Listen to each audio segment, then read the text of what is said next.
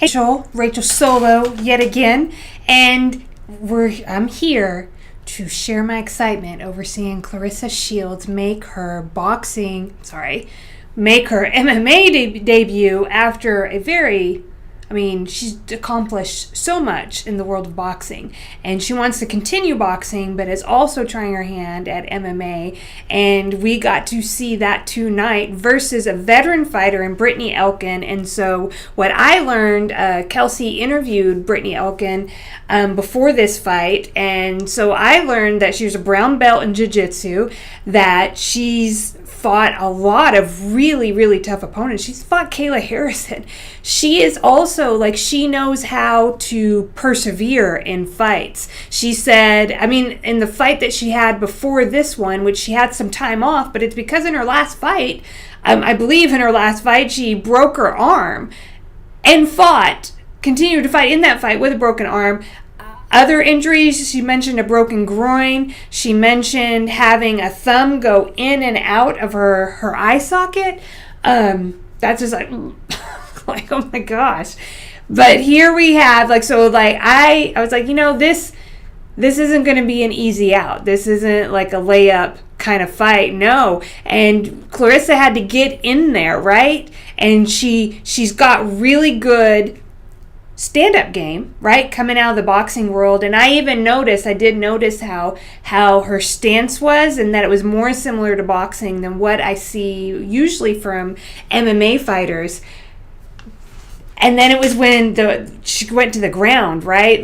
That's where the rubber hit the road, she had to be okay, what am I gonna do? And this girl clearly has a lot more experience in this part of the MMA game.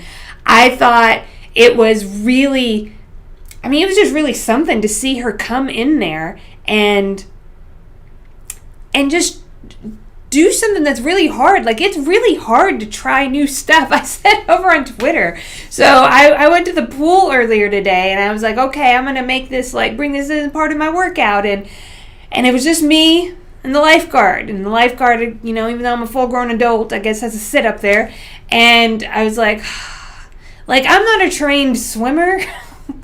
I don't work out swimming laps either. The last time I tried to do that was last summer, and I tried it once, so I had to get out there and swim, and I feel like a clown flailing. Anyway, that was super hard for me to do. It was so hard. And here's Claressa Shields doing it in a very public stage. Get out there. And she was down there on the ground and had to, I felt like I could see a couple times is okay, what do I do? Because here's the thing, she's learning, so she doesn't have all these options when she's down on the ground. She said in her post-fight interview, she remembered her coach, Greg Jackson, telling her, hit her in the head and then break her. She used her body and kind of popped it when she was laying down to take her hips and kind of break her hold. That, to me, I was okay, that was her options, so she doesn't have this plethora of options at her disposal yet. And yet, there she was. It seemed to me, she didn't panic. She made it through the rounds and defended herself, protected herself.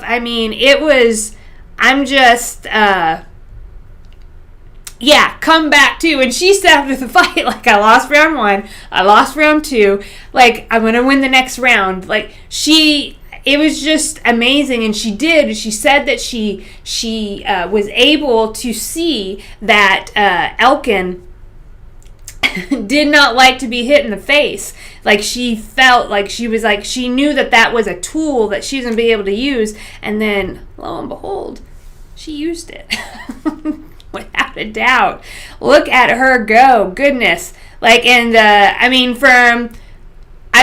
watching MMA for about a year and a half now, and learning about the sport, and the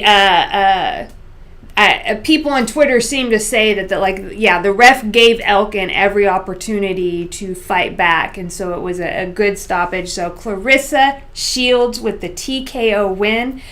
I'm just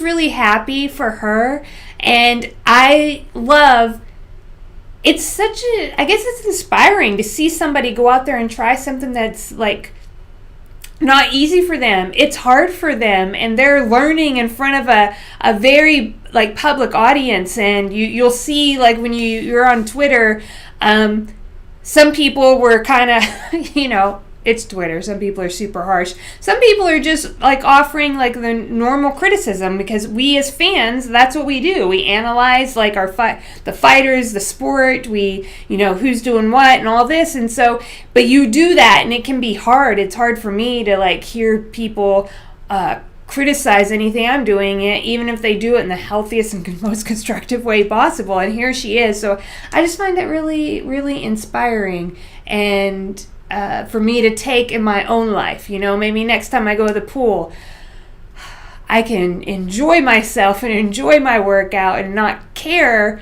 what it looks like to anybody else, because, hey, I'm getting out there and doing it. And how else am I supposed to learn and grow and become a better swimmer if I'm not out there doing it, Anyway, I thought it was really inspiring. Really, it was a fun fight. I have to say, like, congrats to Brittney Elkin for coming on. Like, she took a tough fight. It was clearly a really big name for the PFL. They've been promoting her all week, and you go to their Instagram and see, like, Claressa Shields all over it. And Brittney Elkin, like, stepped up, and she trained, and to hear her talk, like, before this fight, like, she had a really good game plan and angle for, what she was bringing to the fight and why she could win this fight. So another, just another stop along like the journey that is her life, and whatever she continues to do in her career as well. So just a huge, I don't know what you want to call it, just both of these women just stepping in and doing something that's hard. Congrats to both of them. I'm excited to see where this goes from here. Yeah, Claressa, excited. I don't know how this works and how we'll proceed from here. Yes, Claressa proved herself tonight. 100. Yeah, like, she ain't no joke. Brittney Elkin was no joke either. So just a really, really fun night. I'm so glad to get to watch this and support Claressa in her career. And yeah, just real quick to talk about the fight right before this.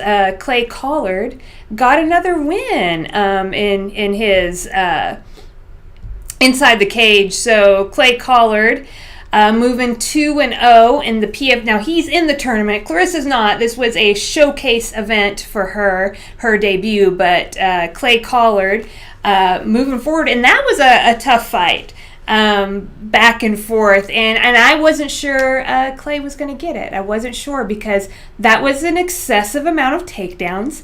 And that one takedown was super flashy, where he picked him up on his shoulder and like. So I wasn't sure what was going to win out, and the judges saw it for Clay Collard. So another big congrats there. Kelsey calls him the folk hero of boxing in 2020. So if you watched his run in boxing, that was just a lot of fun and really inspiring. There's somebody else like, hey, I can't fight in the PFL in 2020. I'm going to go over here to boxing and see what I can do. And he did a lot. So, yeah, just congrats to both those. And, yeah, Clay Collard and that choke, I don't know how he got out of it. I just was just like, oh my gosh, like, it's over. And I was sad. But somehow, look at this. How does he do that? I thought it was so totally over. Oh, goodness. And just Claressa one more time. There were a couple times where I heard the commentators, like, saying, oh, armbar, like that Elkin was going to possibly get an armbar in there. And I was like, oh, no. Like, I can't. I was, like, all hunched up on my couch, like, just being like, oh, I can't see Claressa get it. Like, I close my eyes for all arm bars. I don't need to see anybody's arm broken. But clearly I've been following Claressa's career for a long time. So as much as I liked Brittney Elkin coming in, like, because Kelsey interviewed her, and so when you hear somebody speak, I kind of have a connection to him. I've followed Claressa for a really long time, so I'm just super, super happy for her. I do think, so a lot of people are real positive about Claressa and her career and what she's going to be able to do in the sport. Being able to like have a ground game, and if she can like shore up that stuff, I mean, how much she's just learned so quickly. I agree. I think that she's going to be very, very interesting inside the cage.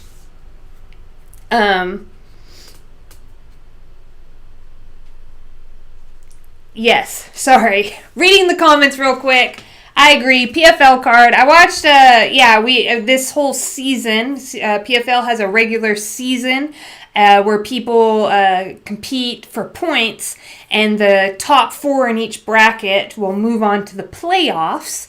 And then the last 2 fighters at the end of the playoffs will fight for $1 million.